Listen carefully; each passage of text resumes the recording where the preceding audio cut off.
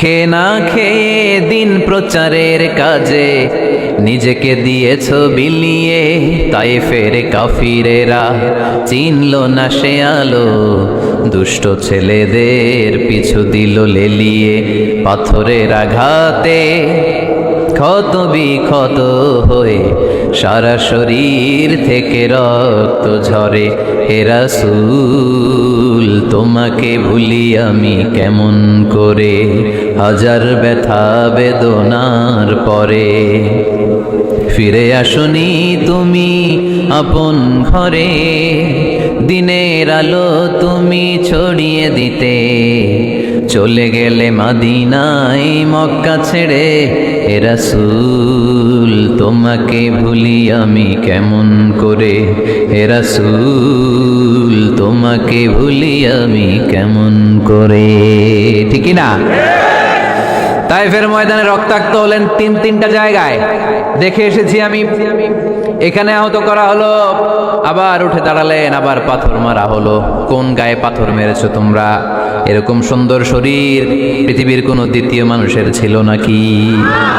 এত সুশ্রী মানুষ, শুভ্র মানুষ, পরিচ্ছন্ন মানুষ দুনিয়াতে দ্বিতীয়টা ছিল না। এত নুরানি চেহারার মানুষ পৃথিবীতে দ্বিতীয়টা নাই। এই মহানবীকে ওরা পিটিয়ে রক্তাক্ত করেছে, পাথর মেরে রক্তাক্ত করেছে। 3 বার গেছি ওদের লাভের জন্য, ওরা আমারে মারলো। আহা, তারপরও রাসূল সাল্লাল্লাহু আলাইহি ওয়াসাল্লাম কি রেগে গিয়েছেন? কারণ রেগে গেলেন তো হেরে গেলেন। কোনোভাবে রাসূল সাল্লাল্লাহু আলাইহি ওয়াসাল্লাম রাখতেন না। নিজের উপর অত্যাচার আসলে রাসূল সাল্লাল্লাহু আলাইহি ওয়াসাল্লাম রাগেন নাই। আনাস রাদিয়াল্লাহু তাআলা আনহু আল্লাহ রাসূলের খাদেম ছিল। উনি বললেন, কুনতু আমশি মা রাসূলিল্লাহ, আমি একবার রাসূল সাল্লাল্লাহু আলাইহি ওয়াসাল্লামের সাথে কোথাও যাচ্ছিলাম। ওয়া আলাইহি বুরদুন নাজরানি, তখন রাসূল সাল্লাল্লাহু আলাইহি ওয়াসাল্লামের গায়ে ছিল নাজরান থেকে আনা একটা চাদর। আপনারা চাদর পরেন না শীতকালে? রাসূল সাল্লাল্লাহু আলাইহি ওয়াসাল্লাম চাদর পরতেন। রাসূল সাল্লাল্লাহু আলাইহি ওয়াসাল্লাম নাজরান দেশ থেকে আনা একটা চাদর পরেছেন, গলিজুল হাশিয়া। যেই চাদরের এই কর্নারের ডিজাইনটা ছিল খসখসে। কি ছিল? হঠাৎ এক বেদুইন এসে রাসূল সাল্লাল্লাহু আলাইহি ওয়াসাল্লামের চাদর ধরে টান দিল। টান দেওয়ার সাথে সাথে রাসূল সাল্লাল্লাহু আলাইহি ওয়াসাল্লামের ঘাড়ের এই চামড়া ছিঁড়ে গেল। এই খসখসে যেহেতু ডিজাইন চাদরের, ওই খসখসে ডিজাইন ঘাড় আর কাঁধের এখানে যখন টান খেলো, ওই খসখসে ডিজাইনের দাগ বসে গেল, রাসূলের চামড়া ছিঁড়ে গেল ঘাড়ের। সে টান দিয়ে বলে, ইয়া মুহাম্মদ মুরলি মিন মালিল্লাহ। আসছে ভিক্ষা করতে, মূলত ভিক্ষা চাওয়ার ডিজাইন দেখছেন? যার কাছে ভিক্ষা চাবে চাদর ধরে টান। এসে বলে, বেদুইন তাদের মধ্যে সভ্যতা ছিল না। ইয়া মুহাম্মদ, ও মুহাম্মদ মুরলি মিন মালিল্লাহ, ও মুহাম্মদ আমার খাওয়ার মতো টাকা নাই, তুমি আদেশ করো বাইতুল মাল থেকে যেন আমারে কিছু টাকা দেয়। আসছে ভিক্ষা করতে। ভিক্ষা করতে আইসা চাদর ধরে দিছে টান, ঘাড়ের চামড়া ছিঁড়ে গেছে। রাসূল সাল্লাল্লাহু আলাইহি ওয়াসাল্লাম ব্যথা পেয়েছেন। ফালতাফাতা ইলাইহি রাসূলুল্লাহ, আল্লাহ রাসূল সাল্লাল্লাহু আলাইহি ওয়াসাল্লাম তার দিকে তাকালেন, তাকিয়ে ফাদহিক একটা মুচকি হাসি দিলেন। আমি রাস্তা দিয়ে চাদর গায়ে দিয়ে হাঁটতেছি, এক ফকির আইসা কয়, ভিক্ষা দেন, টাকা দেন বলে আমার চাদর টান দিছে, আর ওই চাদরে আমার ঘাড়ের চামড়া ছিঁড়ে গেছে। কি করবো আমি? আপনি কি করবেন? হ্যাঁ, কোনি? আচ্ছা, তা আমরা ঠিকই ওরা ধরে মাইর দিতাম, তাই না? আজকে ওর একদিন কে আমার একদিন ভর্তা বানায় ফেলতাম ওর পিঠায়, রাগের চোটে। ঠিক না? আল্লাহ রাসূল সাল্লাল্লাহু আলাইহি ওয়াসাল্লাম try to think about it, try to ponder on the story. এই মোরাল অফ দ্য স্টোরি কি? রাসূল সাল্লাল্লাহু আলাইহি ওয়াসাল্লামের প্রফেটিক স্টোরি থেকে আপনাকে ভাবতে হবে। ভিক্ষা করতে এসে চাদর ধরে টান দিয়ে ঘাড়ের চামড়া ছিঁড়ে ফেলেছে, রাসূল তাকিয়ে মুচকি হাসি দিলেন। মুচকি হাসি দিয়ে বললেন, যাও বাইতুল মাল থেকে কিছু সম্পদ ধরে দিয়ে দাও। কি নবী ছিলেন! তার মানে উনার গায়ে যত আঘাতই আসতো কখনো উনি রাখতেন, তবে মাঝে মাঝে রাখতেন। যদি আল্লাহর বিধান লঙ্ঘিত হতো তখন বিশ্বনবী রেগে যেতেন। আল্লাহর জমিনে আল্লাহর বিধান লঙ্ঘিত হলে এই লোকটা রেগে যেতেন, প্রিয় নবী, তখন সহ্য করতেন না।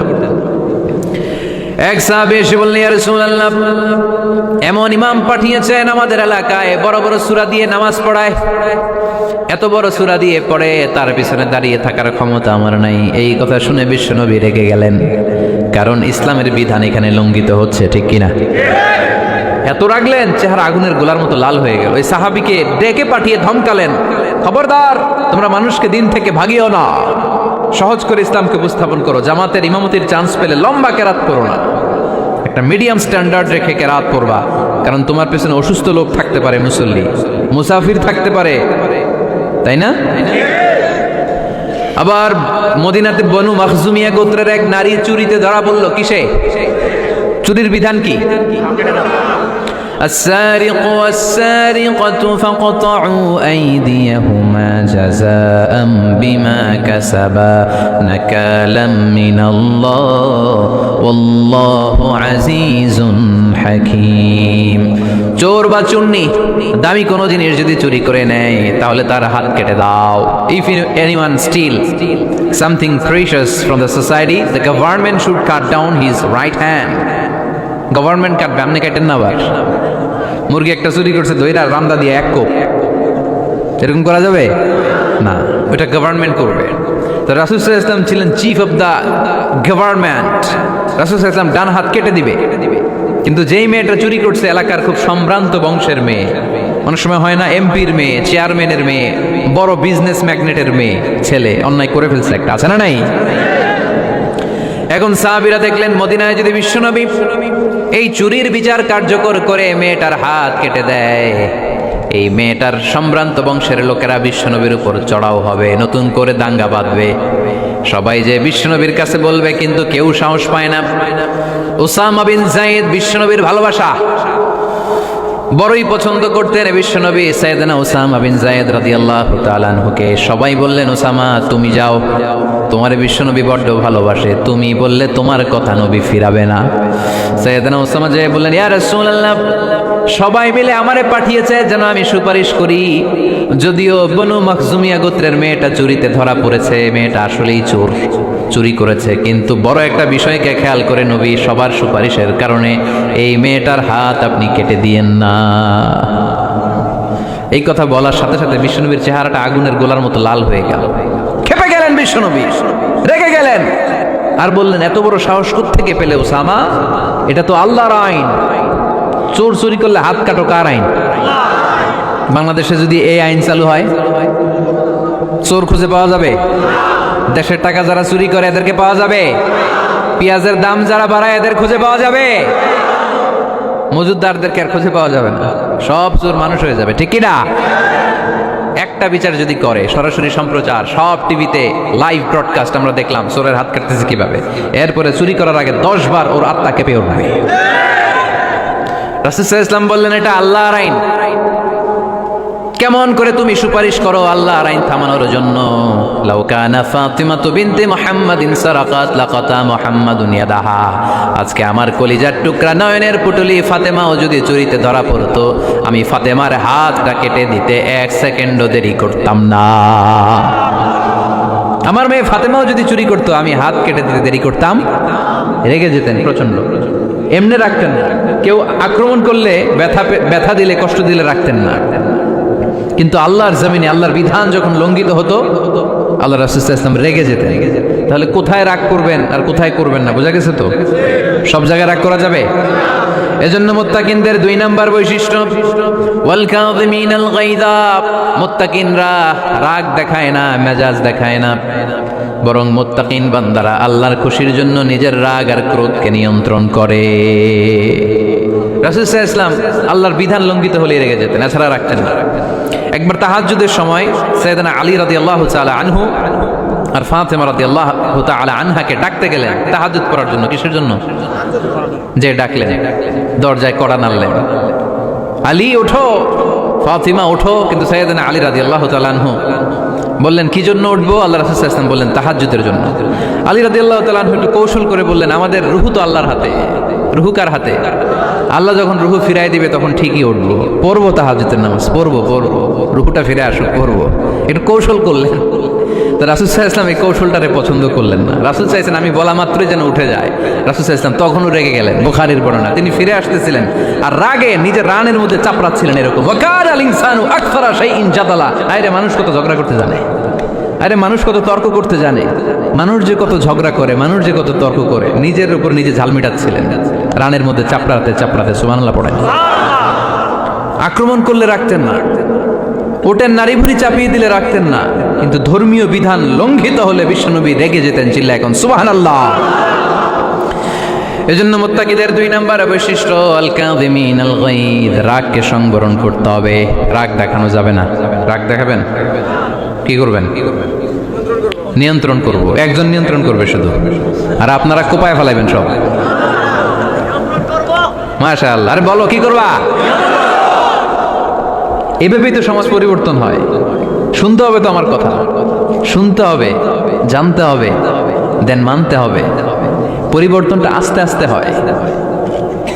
এই ঘুণে ধরা সমাজ এমনি নষ্ট হয় নাই, দীর্ঘদিনে নষ্ট হয়েছে। এটা ঠিক করতে হইলে আমাদের দীর্ঘ সময় লাগবে, দীর্ঘদিন লাগবে, অনেক ঘাম ঝরাতে হবে, অনেক পথ যেতে হবে, মাইলস টু গো। ঠিক কি না? তাহলে রাগ দেখানো যাবে না। রাগকে কি করব? কন্ট্রোল করব।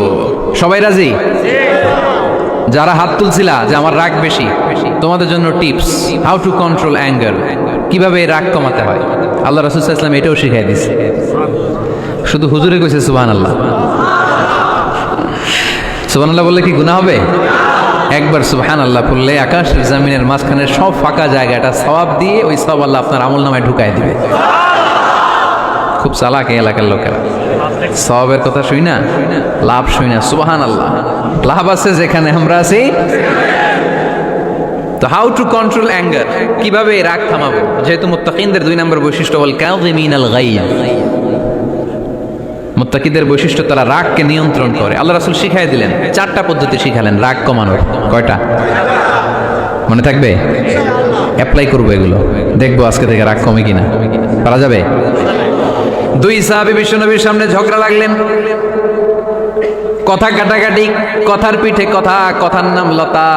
কথা বলতে বলতে ঝগড়া লাগতে লাগতে এক সাহাবী রেগে মেগে আগুন, মারামারির জন্য উদ্যত হলেন। বিশ্বনবী দেখলেন ওই সাহাবীর চেহারাটা একেবারে আগুনের গোলার মতো লাল হয়ে গিয়েছে। বিশ্বনবী বললেন, ইন্নী লা আ'লামু কালিমাতান, আমি এমন একটা বাক্য জানি, এই রাগান্বিত সাহাবী যদি এখন এই বাক্যটা পড়া শুরু করে দেয়, তার রাগটারে নিমিষেই ঠান্ডা বানাইয়া দিবে কে? ওই সাহাবী বললেন, ইয়া রাসূলুল্লাহ, কি সেই বাক্য আমারে শিখাইয়া দেন। বিশ্বনবী বললেন, পড়ো আউযু বিল্লাহি মিনাশ শাইতানির রাজীম। আবার পড়েন, আউযু বিল্লাহি মিনাশ শাইতানির রাজীম। সুবহানাল্লাহ। রাগ কমানোর দোয়া, সহিহ হাদিস। ওই সাহাবী যদি এই বাক্যটা পড়ে তার রাগ কমে যাবে। বাক্যটা হচ্ছে আউযু বিল্লাহি মিনাশ শাইতানির রাজীম, বিতাড়িত শয়তানের কাছ থেকে আল্লাহর কাছে পানাহ চাচ্ছি, প্রোটেকশন চাচ্ছি। বলতে দেরি, রাগ থামতে দেরি হবে। টিপস নাম্বার 1 মনে থাকবে তো? টিপস নাম্বার 2, বিশ্বনবী বললেন, ইযা গাদিবা আহাদুকুম ফালইয়াসকুত, তোমাদের যখন প্রচন্ড রাগ চলে আসে, বেশি যখন প্রচন্ড যখন তোমরা রেগে যাও, তখন কথা বন্ধ করে চুপ হয়ে যাও। কি করতে হবে? চুপ, একেবারে চুপ। অনেকে রাগের সময় গড়গড় করে কি যেন বলতে থাকে, আছে না নাই? রাগে গড়গড় করতে থাকে আর কি যেন বলতে থাকে। যত বলবেন, যত গালি দিবেন, বলে না গালি দেয় না রাগের সময়, অশ্রাব্য ভাষায় অনেকে গালি গালাজ শুরু করে দেয়, আছে না নাই? না, আসুকুত ইযা গাদিবা আহাদুকুম ফালইয়াসকুত। আল্লাহ রাসূল সাল্লাল্লাহু আলাইহি ওয়াসাল্লাম বললেন, যখন তোমাদের কেউ প্রচন্ড রেগে যায়, সে তার কথা যেন বন্ধ করে দেয়। চুপ, keep silent, keep quiet, relax, cool. পারবেন? তাহলে প্রথম টিপস কি পড়তে হবে? বাইরে নামক দিয়া পড়েন, আউযু বিল্লাহি মিনাশ শাইতানির রাজীম। এটা হলো 1 নাম্বার টিপস। 2 নাম্বার টিপস, ইযা গাদিবা আহাদুকুম ফালইয়াসকুত। মাশাআল্লাহ, চুপ থাকতে হবে। বেশি রাগ চলে আসলে কি করতে হবে? 3 number tips, lower your action, আপনার অ্যাকশনকে কমায় দেন। কিন্তু আমরা ওই সময় মারি ডাইরেক্ট অ্যাকশন। রাগের সময় আমরা কি করি? আল্লাহ রাসূল বললেন, লোয়ার, মিনিমাইজ ইউর অ্যাকশন। কি বললেন আল্লাহ রাসূল? অ্যাকশন কমাও, কার্যক্রম কমায় দাও। ইযা গাদিবা আহাদুকুম ওয়া হুয়া কাইম ফালিয়াজলিস, দাঁড়ান অবস্থায় তোমাদের কেউ যদি রেগে যায়, সে যেন বসে পড়ে। ফা ইন যাহাবা আনহুল গাদাবু ওয়া ইল্লা ফালিয়াত্তাজি, কেউ যদি দাঁড়ানো অবস্থায় রেগে যায়, সে যেন বসে পড়ে।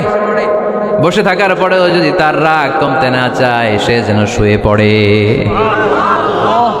তাহলে দাঁড়ানো অবস্থায় রাগ আসলে কি করবেন? বসা অবস্থায় রাগ আসলে, শোয়া অবস্থায় রাগ আসলে চোখ বন্ধ করে ঘুমায় যাবেন। রাগ আসবে আর সুবহানাল্লাহ কইবেন না? কত বড় ফিজিশিয়ান, কত বড় ডাক্তার আল্লাহ রাসূল সাল্লাল্লাহু আলাইহি ওয়াসাল্লাম। সুবহানাল্লাহ পড়েন। কয়টা গেল? কয়টা? এক নাম্বার কি পড়া? মাশাআল্লাহ। দুইটা, 2 নাম্বার চুপ থাকা। 3 নাম্বার দাঁড়ায় থাকলে বসে যাওয়া, বসা থাকলে পারবেন? 4 নাম্বারটা অনেক মজার টিপস, শুনবেন? আল্লাহ রাসূল সাল্লাল্লাহু আলাইহি ওয়াসাল্লাম বললেন 4 নাম্বার টিপস শুনো। ইন্নাল গাযাবা মিনাশ শাইতান, নিশ্চয়ই রাগ আসে শয়তান থেকে। ওয়া ইন্নাশ শাইতানা খুলিকা মিনান নার, শয়তান তৈরি আগুন থেকে। ওয়া ইন্নান নারা তুতফাউ বিল মা, আগুন নিবানো হয় পানি দিয়ে। ফাইদা গাযিবা আহাদুকুম ফালিয়াতাওয়াদ্দা, তাই কারো যখন রাগ খুব বেড়ে যায় সে যেন ঠান্ডা পানি দিয়ে ওযু করে।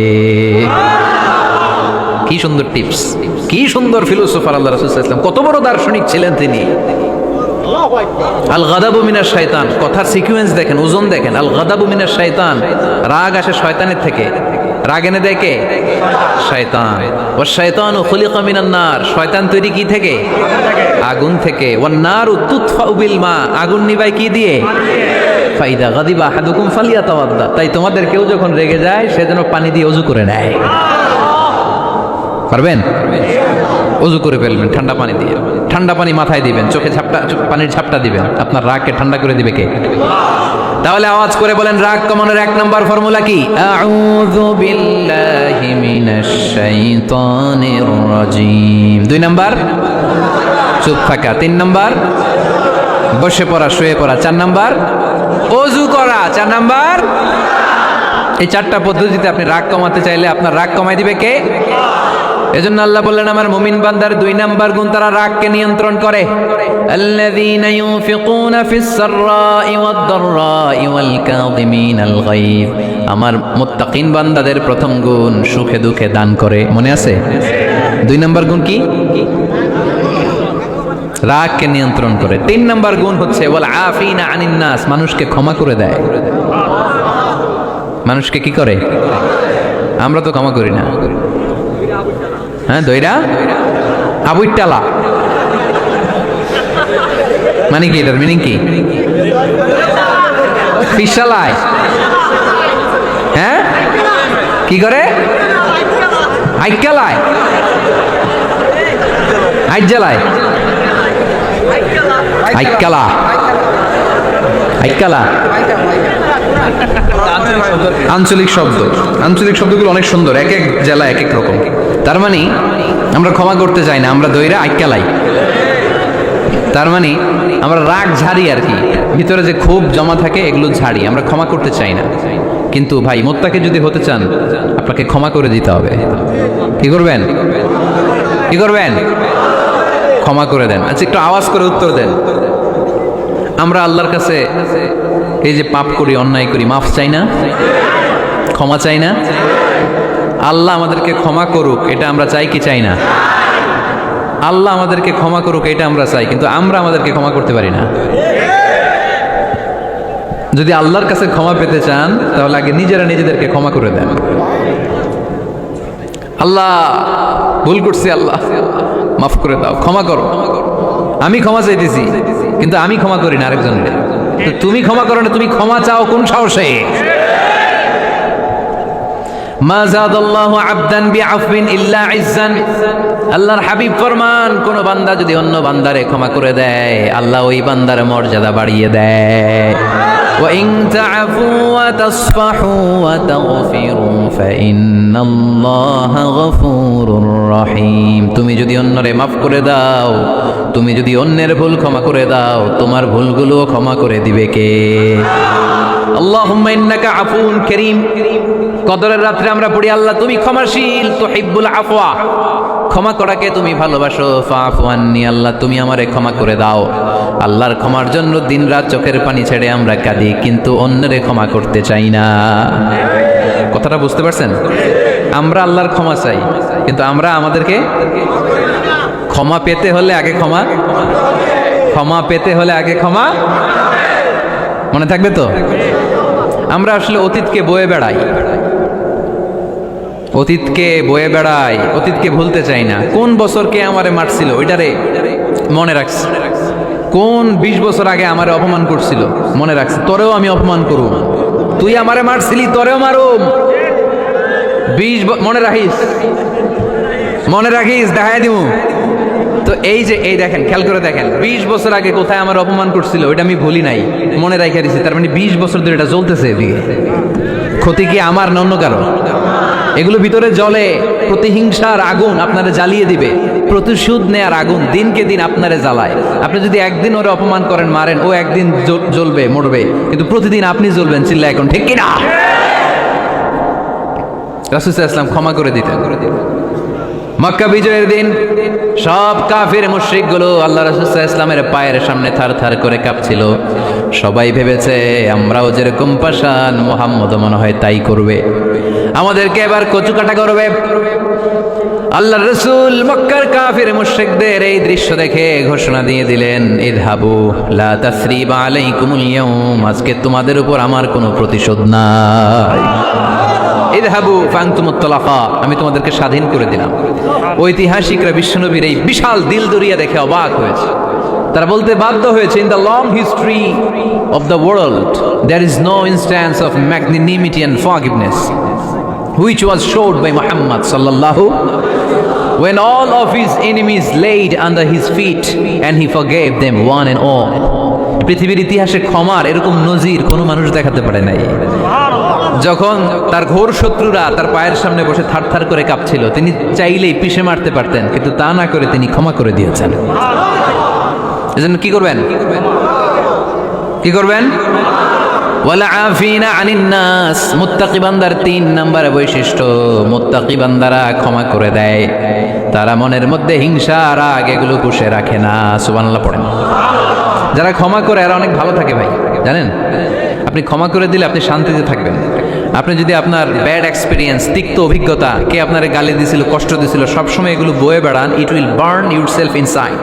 এগুলো আপনার ভিতরে জ্বালায় পুরো সারখার করে দিবে। আর যদি ভুলে যান, জায়গায় মাফ করে দেন, তাহলে সুদবোধ সব শেষ, আমি আছি শান্তিতে, ঠিক কি না? আমরা শান্তি চাই কি চাই না? আমরা অতীতের এই কষ্ট বুকে নিয়ে আর চলতে চাই? সমাধান একটাই, ক্ষমা করে দেন। স্ট্যামফোর্ড ইউনিভার্সিটি, ক্যালিফোর্নিয়ার স্ট্যামফোর্ড ইউনিভার্সিটির একজন প্রফেসর ফ্রেডরিক লাস্কিন, ওনার একটা আর্টিকেল আমি পড়েছি, ওখানে উনি গবেষণা চালিয়েছেন। অনেক মানুষের মধ্যে গবেষণা চালিয়ে দেখেছেন যে যারা অন্যরা ক্ষমা করতে পারে না, এদের রোগবালাই বেশি, কষ্ট বেশি, আর যারা সহজে ক্ষমা করে দেয় এরা সবসময় শান্তিতে থাকে। এটা পরীক্ষিত, এটা ওনার একটা রিসার্চ।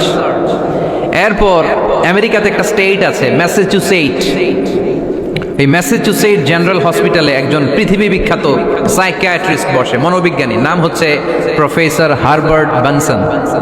এই হারবার্ট বেনসন উনিও ওনার সব রোগীদেরকে দিয়ে একটা ফর্ম পূরণ করায়, সেখানে উনি কিছু কোশ্চেনার ছুড়ে দেয়, প্রশ্ন করে আর উত্তর নেয়।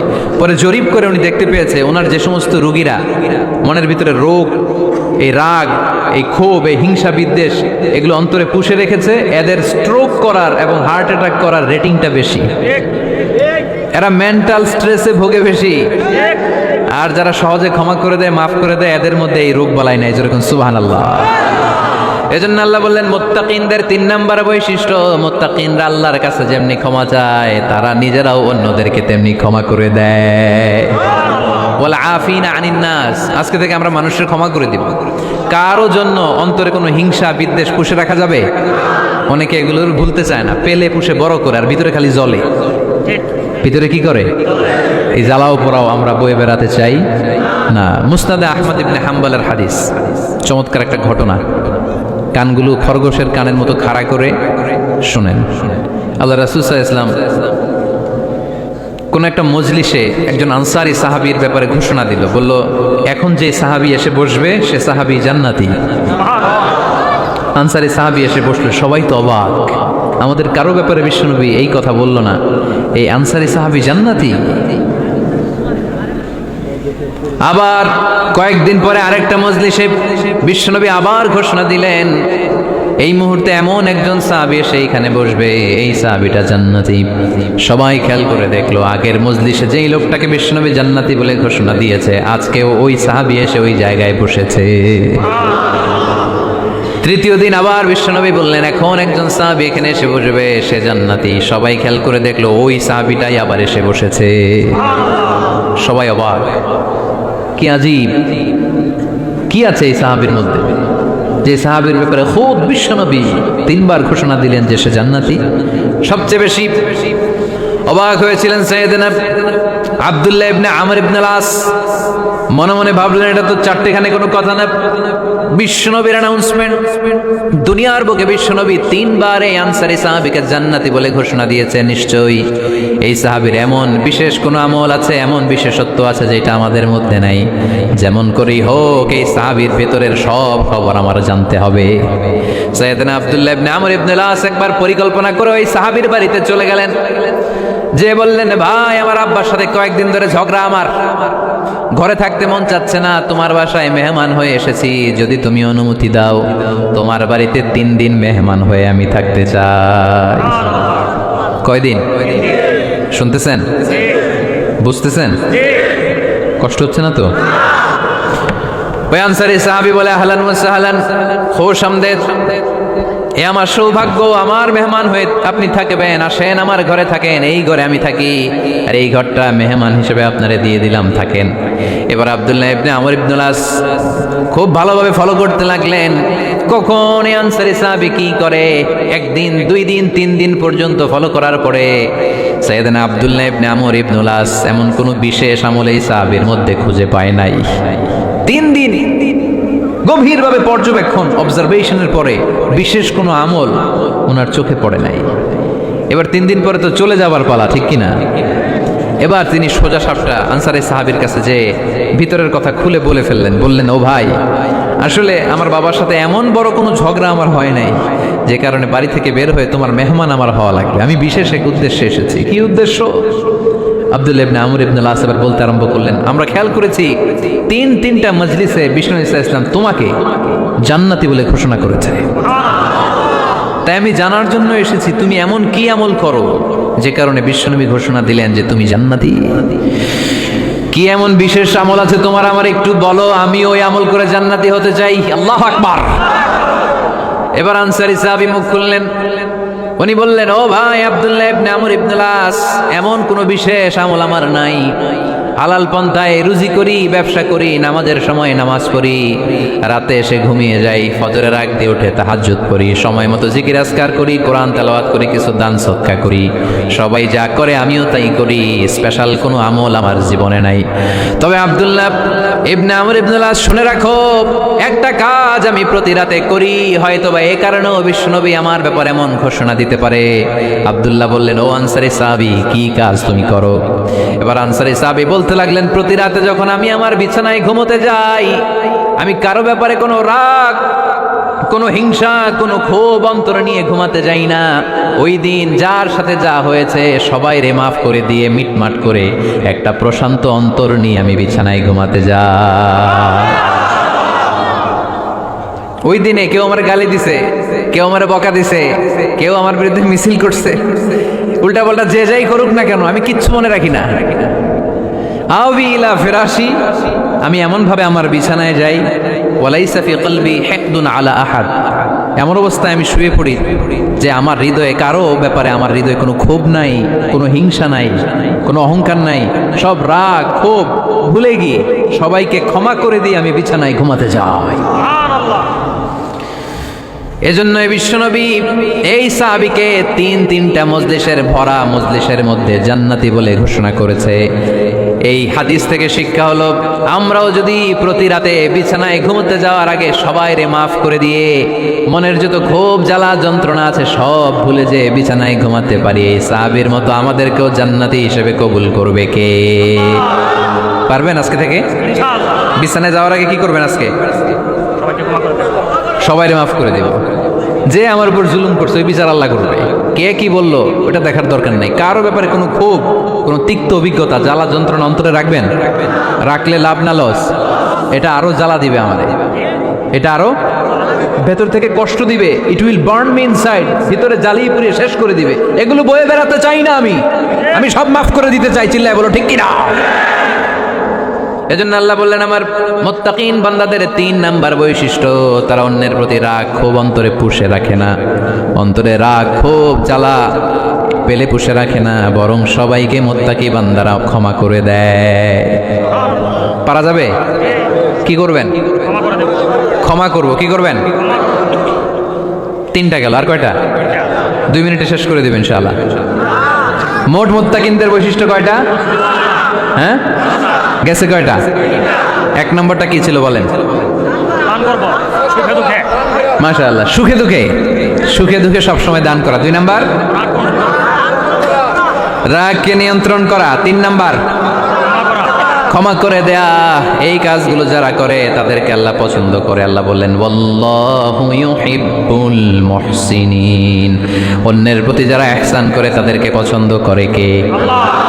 মুত্তাকিনদের 4 নাম্বার বৈশিষ্ট্য ওয়াল্লাযীনা ইযা ফাআলু ফাহিশাতান আও যালামু আনফুসাহুম যাকারুল্লাহা ফাস্তাগফিরু লিযুনুবিহিম ওয়া মান ইয়াগফিরুয যুনুবা ইল্লাল্লাহ। সুবহানাল্লাহ। 4 নাম্বার বৈশিষ্ট্য, মুত্তাকিরা যদি কোনো অশ্লীল কাজ করে, অশ্লীল কাজ হয়ে যেতে পারে না? যুবক ভাইরা, তোমাদের ওয়াজ, ভুল হইতে পারে। ভুল করে পরকীয়ায় জড়ায় গেছো, বিবাহ বহির্ভূত সম্পর্কে জড়ায় গেছো, খারাপ সম্পর্কে জড়ায় গেছে, কেউ অশ্লীল কাজ করে ফেলছে, ব্লু ফিল্ম দেখে ফেলছে, নিজের উপর নিজে জুলুম করে ফেলছে, ক্ষমার দরজা মনে হয় বন্ধ। হ্যাঁ, খোলা আছে না নাই? আল্লাহ বললেন আল্লাযীনা ইযা ফাআলু ফাহিশাতান আও যালামু আনফুসাহুম, মুত্তাকিনরা যেহেতু মানুষ, ভুল তাদের হতেই পারে, ভুলের ঊর্ধ্বে কেউ না, ঠিক কি না? মুত্তাকিনরা যদি ভুল করে ফেলে, অন্যায় করে ফেলে, অশ্লীল কাজ করে ফেলে, স্মরণ হওয়া মাত্রই যাকারুল্লাহ, তারা আল্লাহর স্মরণ করে। They return back to their lord, তারা আল্লাহর দিকে ফিরে আসে। তারা পাপের জন্য অনুতপ্ত হয়, কারণ সবাই পাপী। কথা কন, পাপ করেন নাই এরকম আল্লাহর ওলি কারা কারা দেখি? পিছনেও নাই। পৃথিবী না জানো